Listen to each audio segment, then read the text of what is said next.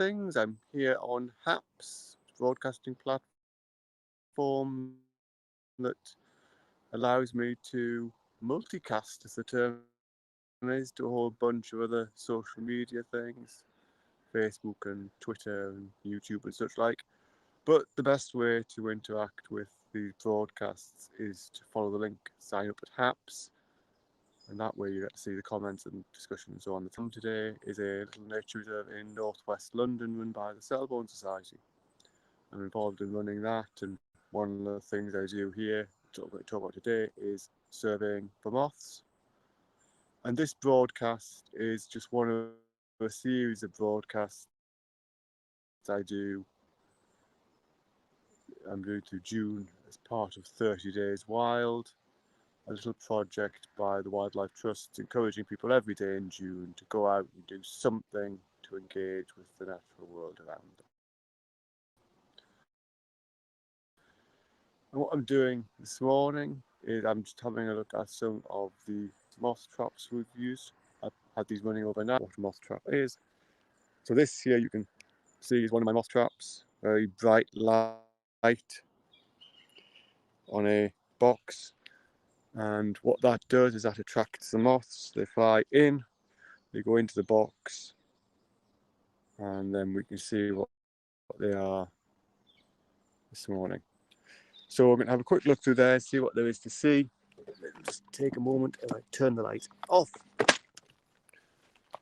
And it gets much darker. But we can start here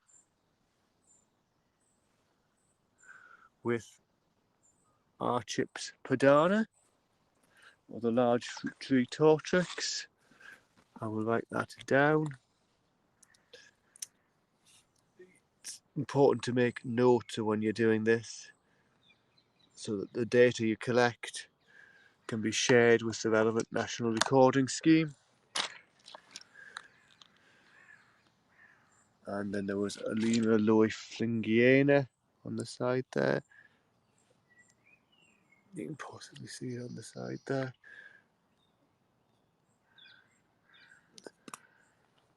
Anything else on the outside? Let's quickly check the outside. So I can't. Another of those. Light is not brilliant.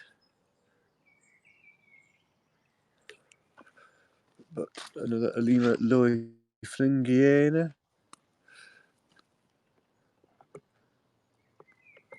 Ooh, an interesting micro moth here that I don't immediately recognise. So, moth on the outside here. Don't immediately recognise what species that is. So what I'm going to do is I'm going to put that in a pot. And that will go into this little pot, and then I can look at it later on. Work out what it is when I've got my books with me. So you can see, looking at the bottom of the funnel, and the idea is obviously the light here that you saw earlier attracts the moths. They drop down, they're sort of funneled into the base of the trap, and then they sit down here in the trap, and we provide these egg boxes just as a way for things to have something comfortable to sit on. And then we can quickly look through these egg boxes and see what it's about. I can definitely see a moth here. So this one is a buff ermine. Nice common species, but rather attractive. That's a pale, creamy yellow with these dark spots forming an obvious stripe across it. So we'll make a note of that as well.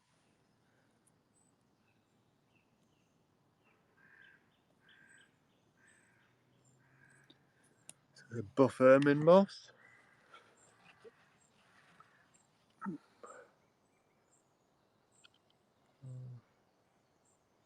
Another red-barred tortrix, another Alemia Loiflingiana.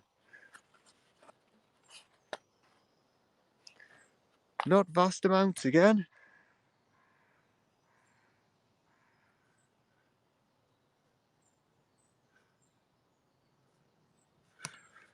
It's a fairly poor take again. It has been a very poor year this year so far, at least around here. In part, I think we're blaming on the poor weather.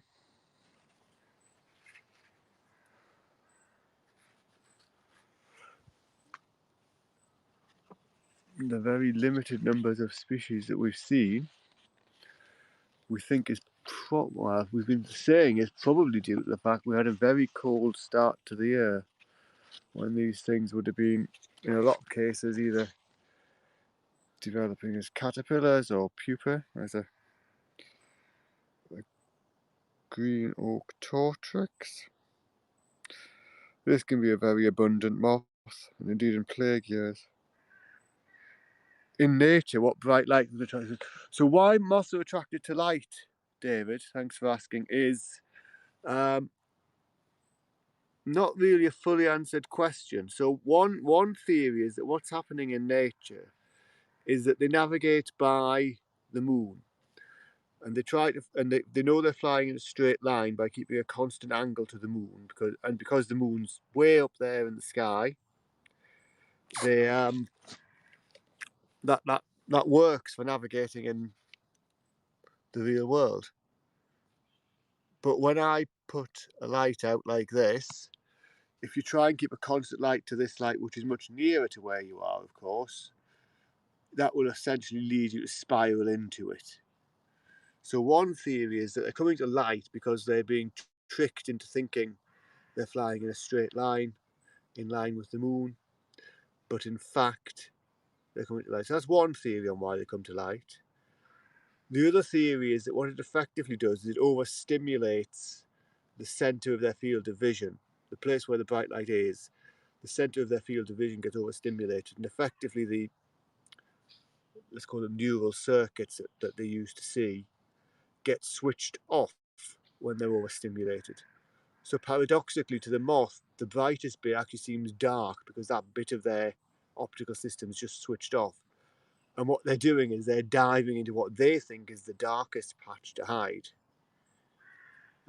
But I don't think it's really fully known why moths come to light in a state of nature, or why they have this photo attraction. But they do, and that's quite useful for those of us surveying for them. Another green oak tortrix. Again, just want to focus on the moth. I'm going to fight haps a little bit. Let's try doing it up here. Well, we saw one line before. That was another green oak tortrix anyway.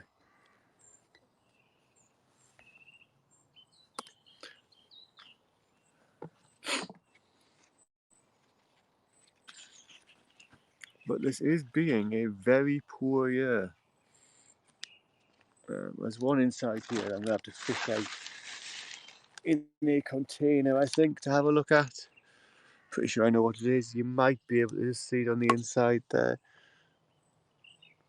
But if I put this into this pot, with any luck, we'll be able to see it if it settles down. So what you've got there is called a treble brown spot. Common enough species. Again, not seen anything unusual yet.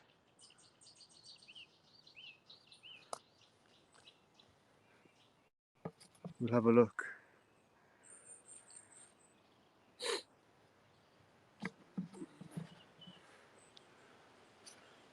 More of the same species that we've already seen. So I'm going to fight the camera to focus on things we've already seen.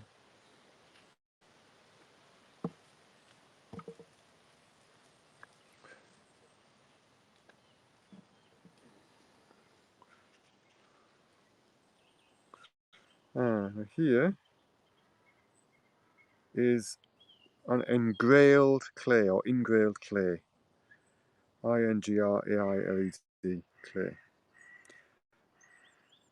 Another of the common species.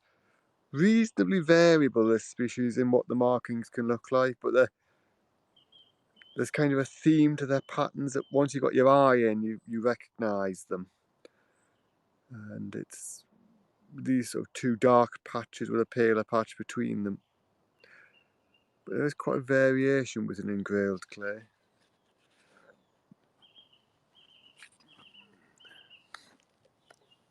So I will quickly write that name down. And then what else have I got in here? Very few. So inside the trap, I can see another, it's probably so dark you can't see much at all, another treble brown spot of the sort we saw, and there's at least one more of them in there. And over here, I suspect this is going to be another engrailed clay, but let's give it a go and find out.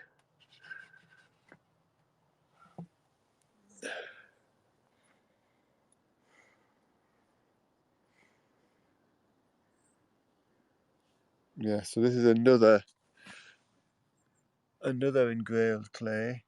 As you can see, it's a little bit different. The markings aren't as distinctive as on the previous one, but it's another of that species.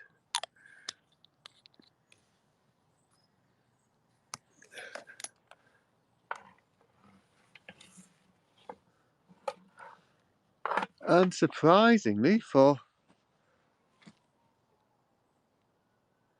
June, that was a very limited number of moths to have a look at. We'll end, let me see, what will we end on? Let's end looking at this engrailed clay again, because it's at least something to see. And we'll end on there. I've got one more trap to go through, but I'll probably go through and do that myself without broadcasting, simply because it's quite awkward managing a camera and a moth trap. And we'll see what else we get. I will put these into the National Recording Scheme data. And that was today's little broadcast for 30 days.